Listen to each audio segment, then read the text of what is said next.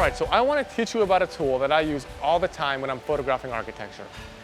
It's an app called Sun Surveyor, and when you use it, you'll actually be able to know exactly where the sun is going to be at any given time of the day.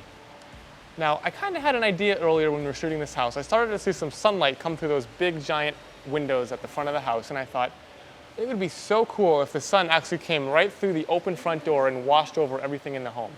Now, it's actually a pretty tight area for the sun to come through, so I wanted to make sure that it would work. And I pulled out my app, and it actually showed me that, yes, in fact, the sun would be exactly where we needed it, and it actually worked out. It would actually end up that the sun would set right in the middle of the entryway of the home. It would light all throughout the house, and this golden 6:30, 7 o'clock at night light would be streaming through the home towards the camera. I thought that would be an amazing shot, and I was able to confirm it by using this app. So the way this app works is using GPS and an accelerometer. It actually shows you exactly where the sun is going to be at any given point during the day. You can hold your phone up and it will show you the path of the sun at any point in the world, any time of day, anywhere you are. So you can use this to predict all of your photos. If you're making a shot list with the architect, if you're setting up at night before a sunrise shot, for example, say it's your first day there, you don't know exactly where the sun's going to come up, you can actually find out by pointing at the horizon and seeing where the sun's going to rise. You can stage everything around that without having to waste a day actually scouting to see exactly where the sun is going to be. Super, super useful app.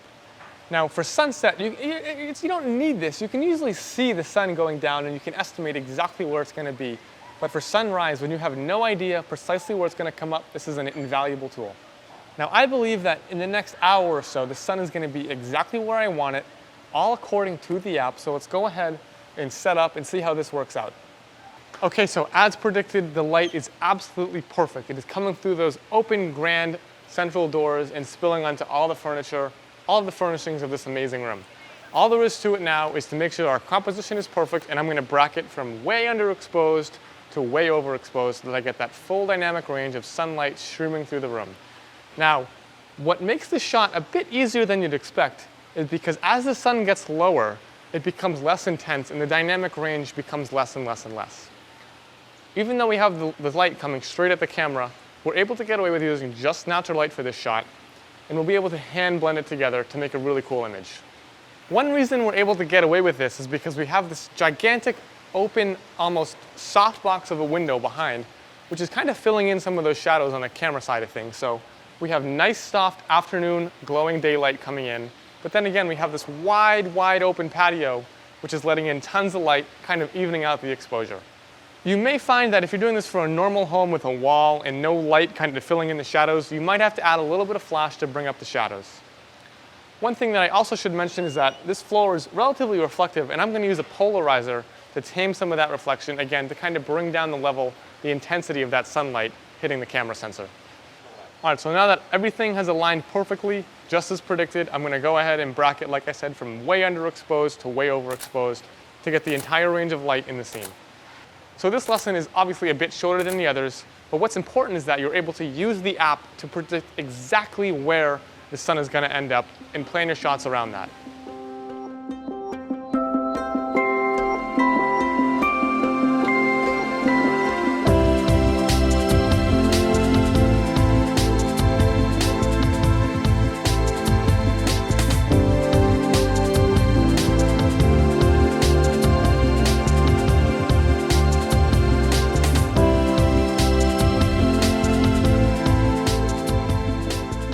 All right, so that was a relatively simple shot on location.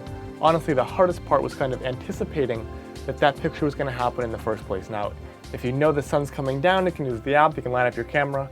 Pretty much a matter of just pushing the button, right? So the more confusing part is going to be here in post when we start putting this together. Since we only had a couple of seconds, honestly, to make this shot happen, we didn't have time to bust out tons of lights and go crazy lighting it. What we're going to do here is use luminosity masks to blend together the shadows and the highlights to basically compress the dynamic range of that photo so that there's detail in the highlights and details in the shadows, and we have the sun kind of beaming through with nothing super blown out or super in shadow. Here in Lightroom, you can see my bracketed exposures from super dark to way, way overexposed. And the first thing I want to adjust here is this feels really cool to me. And what I'm going for is, and I mean that cool in terms of color balance, not cool in terms of amazing, really cool in color balance. So what I'm going to do is I'm going to warm this up. I'm going to eyedrop on some of this blue area here. It's going to give it a much more sort of golden light, late afternoon feel. I can try it on this image as well. You might get a bigger difference there. There you go. So that now really feels much warmer and kind of a lot more inviting instead of that sort of cold bluish feel that the camera thought was the correct white balance. So I'm going to warm these up very slightly here in Lightroom. And then moving down the bracket a little bit, what you see is a lot of that detail has been lost in the floor. So I'm going to make sure that I'm able to pull those highlights all the way down so that I can get plenty of detail in the floor, and then pull the shadows all the way up so that I have detail in the deepest, darkest shadows. And again, I'll do that on all my exposures and go ahead and synchronize those settings across these 3 frames. Now, I did shoot like 8 or 9 brackets here, but now that I've adjusted the shadows and the highlights, I know that I'm able to get a little more detail than I thought. So I can take those 3 frames, kind of a bright, a mid, and a dark, take those into Photoshop and start building out my luminosity masks. All right, so here are our 3 layers in Photoshop. We have a very bright layer, 1 stop darker, a mid layer, and a further stop darker, our dark layer. And again, I've adjusted these highlights and shadows to kind of get things within an acceptable range here. I'm going to start on this mid layer, and what I'm going to do is I'm going to create a luminosity mask, which is going to help me to get back some of this detail and these reflections on that black floor. If you look at the layer below it, we have plenty of detail there, but the brighter and brighter things get, the more out of control this whole shot gets. So on this mid layer, I'm going to start by adding a white layer mask on that layer. Now what I'm going to do is go to the channels panel, select all of my RGB channels here. I'm going to command click to create a selection based on the luminosity values of that channel. Again, the blacks and the whites, the highlights and the shadows. And I'm going to click this Save Selection as Channel button. That's basically going to give me a mask, again, made of the darkness and brightness of that frame, where the darks are going to hide, the white is going to reveal. And if I hit Command M to add a curves adjustment to this layer, I can make my blacks blacker and my whites whiter, so that again, where things are blown out down here, I can very easily reveal that darker layer below and get some of that detail back in the highlights. So I'm just going to adjust this curves layer to taste until I have what looks to be a pretty snappy mask here. Nice blacks, nice whites. Go ahead and click OK. And I'm going to command click on that Alpha 1, that new channel that we just created, to create a selection. I'm going to go ahead and turn on all my RGB channels again, go back to my layers panel, and on this mask, on my mid layer here, make sure you have the mask selected, I can start using my brush to hide or reveal the layer below. So if I take a brush with my foreground color set to black, that's going to hide this mid layer and reveal that darker layer underneath, and thus show us the detail in that highlight. So in order to do a good job on this, I'm going to hit Command H and hide all those little marching ants that are kind of distracting me and getting in the way. Now I can just take my brush with my black foreground color here and do it like 20% opacity and just start gently painting in some of that highlight detail. Again, same thing right here where that light is kind of spilling in, just so we get back detail and all those out of control highlights. Again, on the floor here, you can see if I turn that layer on and off, we go from totally blown out to much more in control. Do a little bit in here, and a little bit over here. And I'm just kind of going around doing this. There's no scientific way to do this. If I think something's too bright, I'll darken it a little bit. If it's too dark, the opposite. Out these windows, I think things are a little bit out of control. So I can just gently sort of paint in some of that darker exposure to kind of tame those highlights, that bloom, all of that. Again, we've lost a lot of detail in that wall, so I'll paint away that brighter layer to reveal the darker layer underneath, which is going to go a very long way to cleaning up our exposure. Now you want to make sure you're using a soft brush so that things blend together relatively seamlessly. If I were to use a super hard brush, what you're going to get is this goofy looking blend. So you don't want that. So make your brush as soft as it goes, set the opacity to like 20 or 30%, and just brush around as you see fit.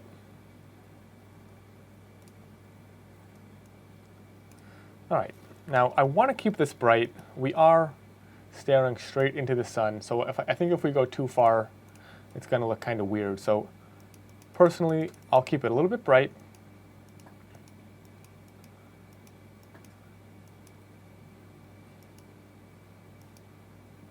Something like that's probably pretty decent. And the next thing is I'm going to take this bright layer, and I totally love this warm golden light and how it responds to these shadows. So I don't even think I need to use a luminosity mask here. I'm just going to alt-click to add a black layer mask, take my brush, and just make it nice and big, nice and soft, 20% opacity, 30%, and paint in some of that brightness in the ceiling, on the furniture, just to kind of warm up and brighten up the entire room without going overboard. You can go with black and white, do this to taste. Again, I just love that warm brightness. So the next few things I'm going to do here, again, we're shooting into the sun, so this is a relatively low contrast scene. That tends to happen when the sun's coming straight at the lens. I'm going to add a curves layer, and I think I'm just going to need linear contrast, maybe medium contrast. You can do this again to whatever you think looks good. I think medium contrast tends to help bring some pop and kick into this picture, tends to clean it up and tighten it up a bit. And the last thing I'm going to do here is add a vignette using curves again, make a new curves adjustment layer, and just sort of pull that down a little bit so we have some darker corners. Go ahead and invert it. Take a white brush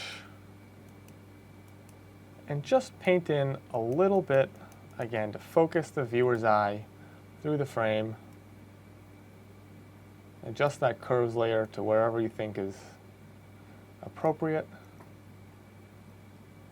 I feel like we're a little too contrasty on the ceiling, so I'll paint out some of that.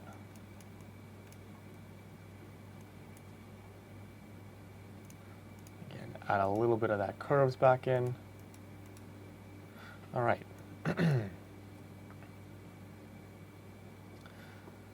And that's almost going to finish it up. What we can do now is add a new layer, and I'm just going to do some cloning here. Take care of this stuff, these distracting little panels and light switches.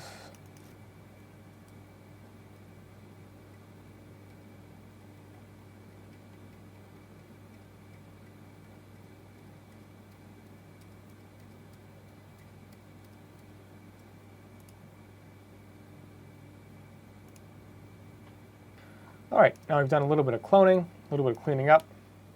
I'm going to go ahead and Command-Alt-Shift-E to flatten all to a new layer. I'll drag down some ruler lines, make sure everything is nice and level and nice and vertical.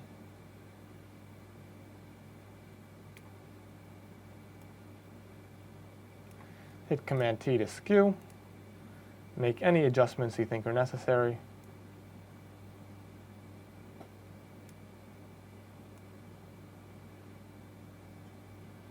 Hit enter, and that's going to be our final shot. If I turn off all these layers, you can see what a difference, even from this really blown out shot here, that luminosity masking has made to bring back the detail. It's really helpful for when things are blown out, things are too far into shadow. Once you get used to it, it's a really quick, easy way to fix those problems, especially when you can't use light to kind of compress that dynamic range. So that's our finished shot. Like you saw, relatively simple on location, but a bit tricky in post, but once you get that method down, it'll really start to make sense for you and come together very quickly. So let's go back on location. We've got a twilight and a really cool night shot to finish up. I'm looking forward to both of them.